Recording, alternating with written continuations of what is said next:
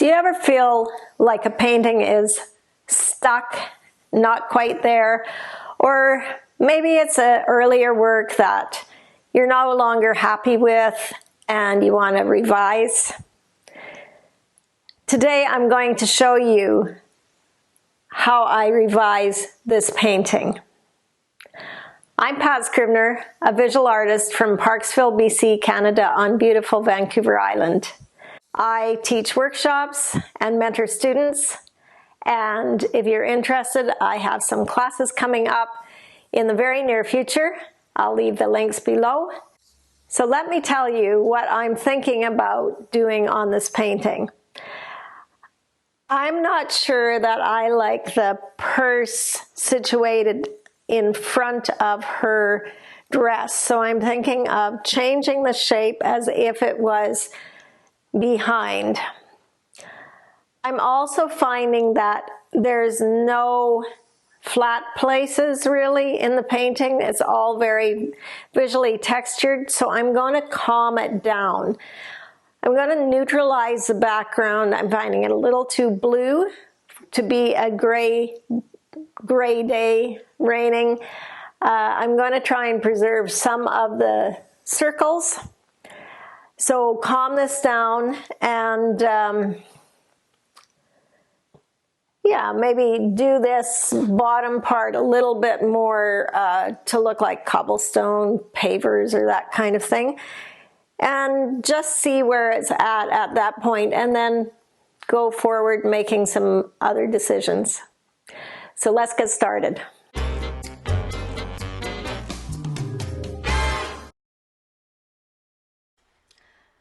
So I'm changing the shape of the purse to make it look like it's behind.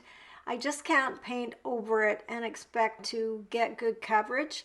So I'm putting titanium white on top of the dress, and then I'll come back in with color. That's going to keep my color vibrant and fresh.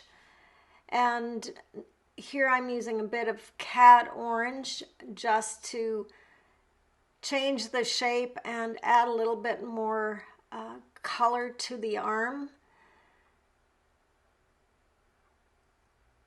Make it a little bit brighter in places.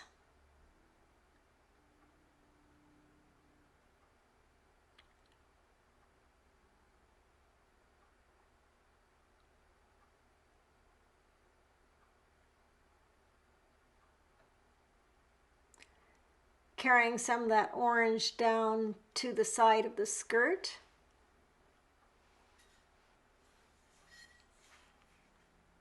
Now starting to work on the background and trying to preserve the circles. So I'm lightening the background up a bit. That's going to pop the figure forward more, give it a little bit more depth overall. I made the circles using a spongy round stamp that came in a set. I believe it was a Martha Stewart product. It makes quite good circles, and I also outline the circles with a Posca pen in some cases.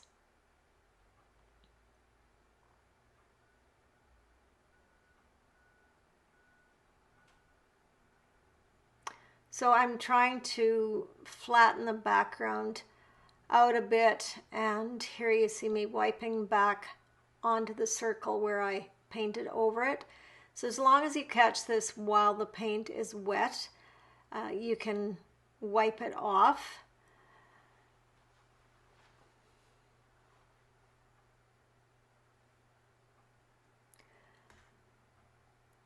So I am painting out the drips.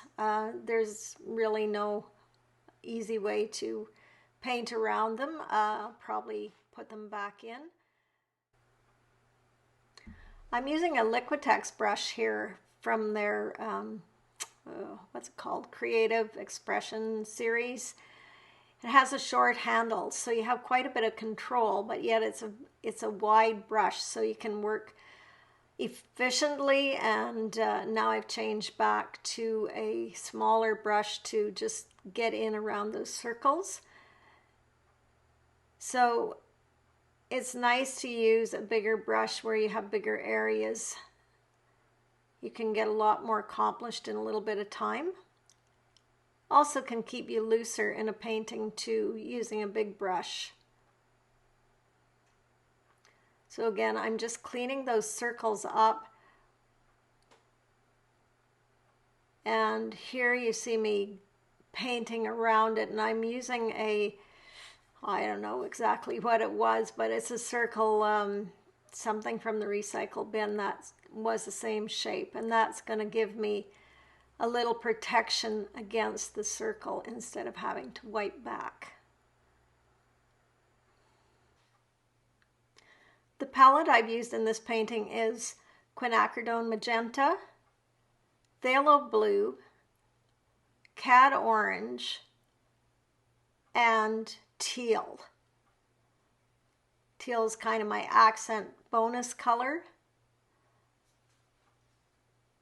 I may have had some yellow out for mixing as well, but basically those are the colors that you're seeing on the painting.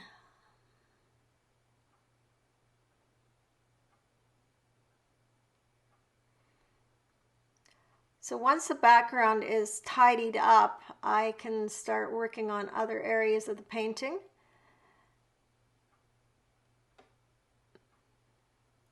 I tend to paint my backgrounds several times during the course of a painting. I usually start just blocking in with a thin layer, and I'm not really too concerned about the color at that point, but as the painting progresses, the color becomes more important. As I build up several layers in the background, though, I may leave some of the previous layer to show through. This can also make the background more interesting, or you could pattern it this way as well. So don't be worried about getting your background color right the first time. We can always go back and paint it in several times. Also remember, if you're working with acrylic, it does dry darker, and sometimes that can fool you. So just be mindful if you're mixing your paint, if you haven't mixed enough, that it needs to be lighter than it looks dry. Now I'm going to paint over the skirt with my quinacridone color magenta, and you can see with the white paint dry, putting that on, it's nice and fresh.